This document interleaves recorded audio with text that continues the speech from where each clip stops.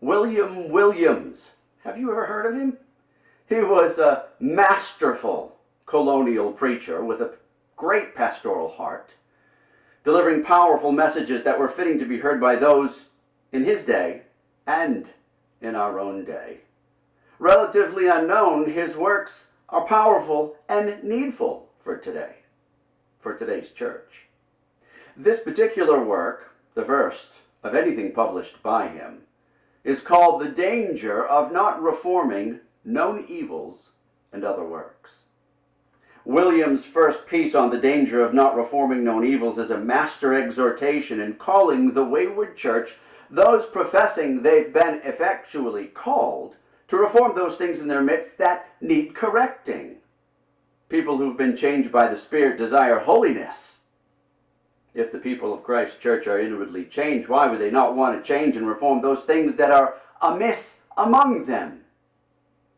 In such people there would be a great inexcusableness to them for being unknowing people and yet refusing to be reformed. And if they don't see that they have a need of reforming those things that are amiss, what does that say about them? Or even worse, what if they don't want to change those things that are known evils among them? This argues their desperate state, even though they may outwardly be professing believers. His second piece is on the great salvation that's offered in the gospel. He sets this down in 5 main propositions to show the gospel's greatness, as well as the means and manner in which sinners may come to attain the salvation in the gospel that's offered by the Lord Jesus Christ. This particularly applies to the idea of the outward call, which is indiscriminate, and the inward call of the Spirit in the heart, which is particular. His main text is, "How shall we escape if we neglect so great salvation?" Hebrews 2, verse 3.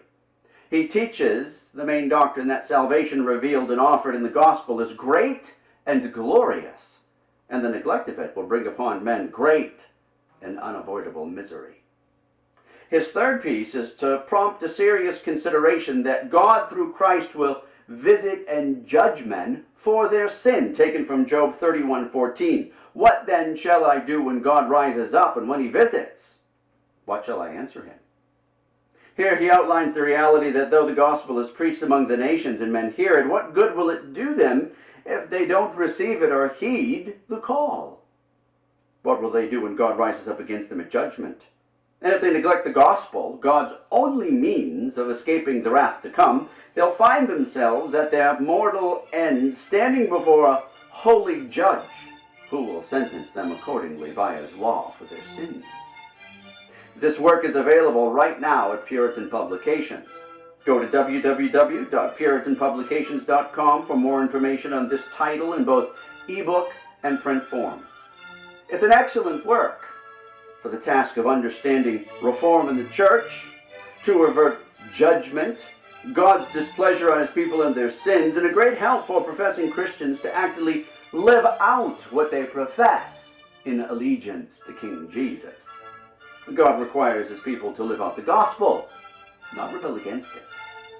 May you be blessed as you study along with William Williams on this most important topic for today's church at large.